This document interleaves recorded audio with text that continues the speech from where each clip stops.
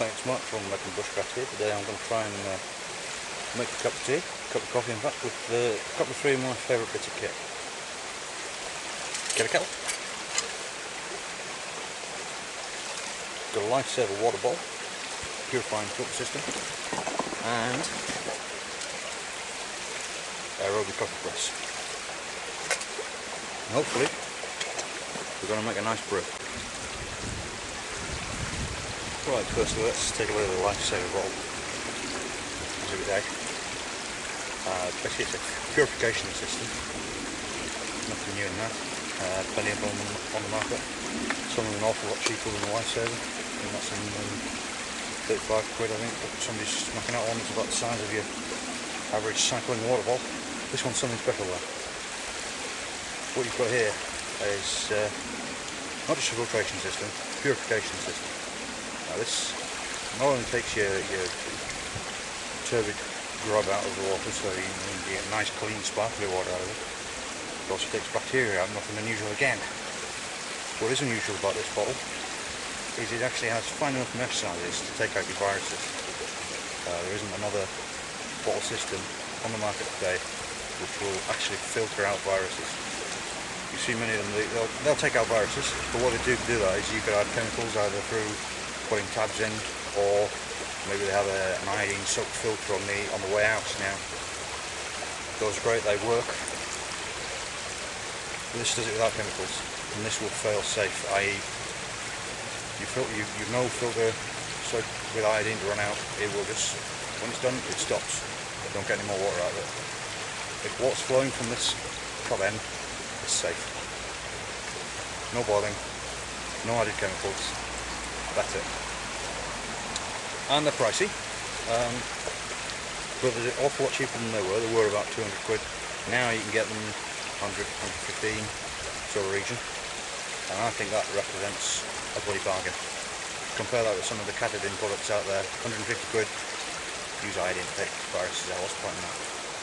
Now, it's kind of a little bit of overkill today because I'm actually going to boil up my brew, but it's been raining. The Lurch stream you can hear at the side here is quite turbid, and it gives you a little bit of extra peace of mind, and I've got the kit, why not?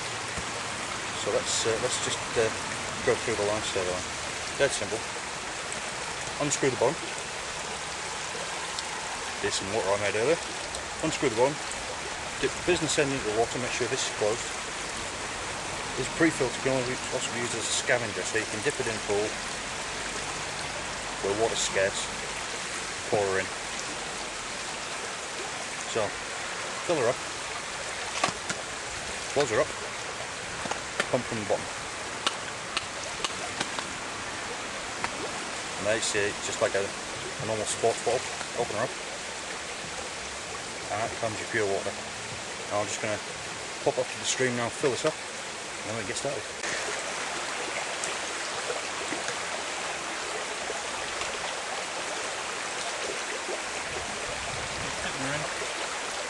Fill her up, and we're ready to go.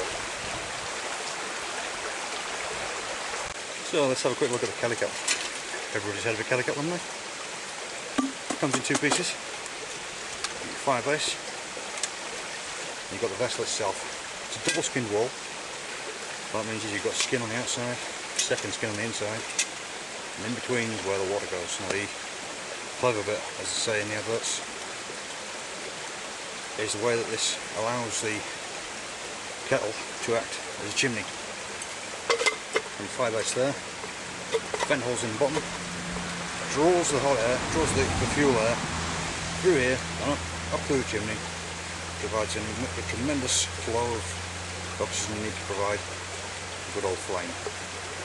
Very light, very thin wall, provides maximum contact, maximum transmission of heat to the water. Boils very quick. Then you can burn just about anything in it. You don't even need a lot of fuel. A couple of words about the cork. Cork on the end fits very nicely in here. Now, Kelly Kettle warn you, never boil with this cork in. Just don't do it. And the reason I say that is because you can imagine you've just created a nice little seal around there. And what you've now got is a sealed vessel full of hot water, getting hotter. Pressure building up. And what's going to happen? and go bang. This thing's going to come out and you're going to get superheated water and steam from splurging out of this end here, and you don't want to be on the business end of that. So when you're boiling, don't keep this anywhere near there. That's just for transport, keep the grub out, whatever. The second point about Kelly, never ever use it, put it on the pan, flaming pan, when it's dry. The reason being, aluminium, very hot flame. If there's no water in this vessel to cool it down, it will burn through, I guarantee it.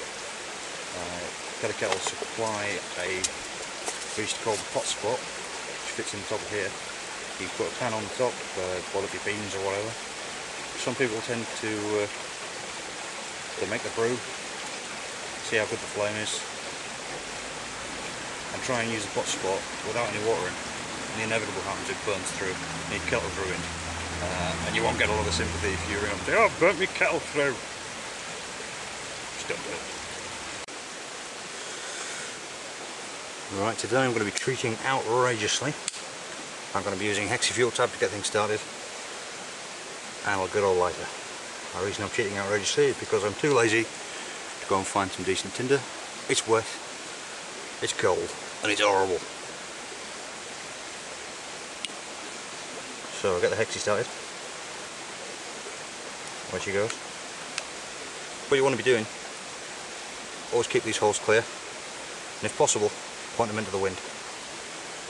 Just gives you that extra draw, as it were. Remember what I was saying about making sure this cork's not in. Let's take that out. On she goes. Now I'll just give it a little couple of moments for the hexafuel to really get going. And then we'll drop some twigs in.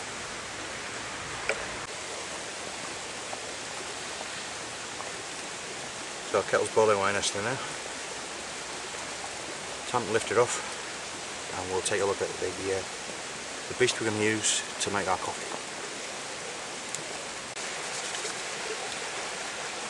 The woods are on fire. That's my Kelly Kettle. The wind's changed. I might move it. Okay, the Aerobie coffee press. It's a bit of plastic that makes coffee. Simple as that. Comes in a couple of 3 pieces. Plunger, whatever this is. Get the base off. A little bit of paper.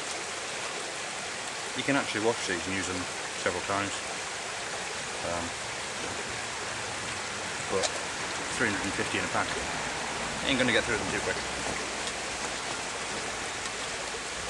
Good old Jack White mug.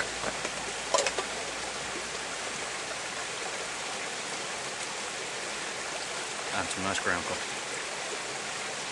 I only ever use 1 spoon.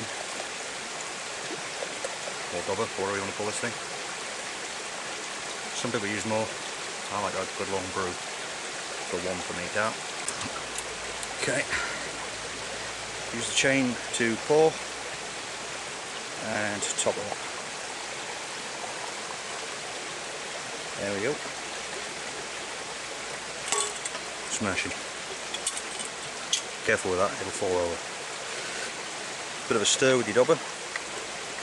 Now, unlike a cafetiere, you don't want to be leaving this for a long time to stew. You won't improve the brew, it'll taste horrible. So literally stir up, a few seconds, start pushing. Now you want a slow push, you don't want to be shoving it down as quickly and hard as possible with it, like you would with a cafetiere, just slowly away. Oh, it smells great already. Smells great already. Slowly push away. And you feel the resistance increase as the coffee grinds get more compacted. That's normal, don't worry about that. In she goes.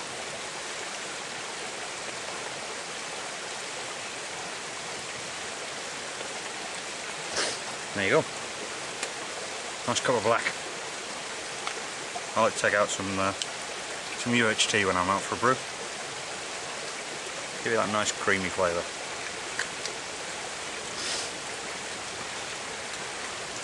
There you go.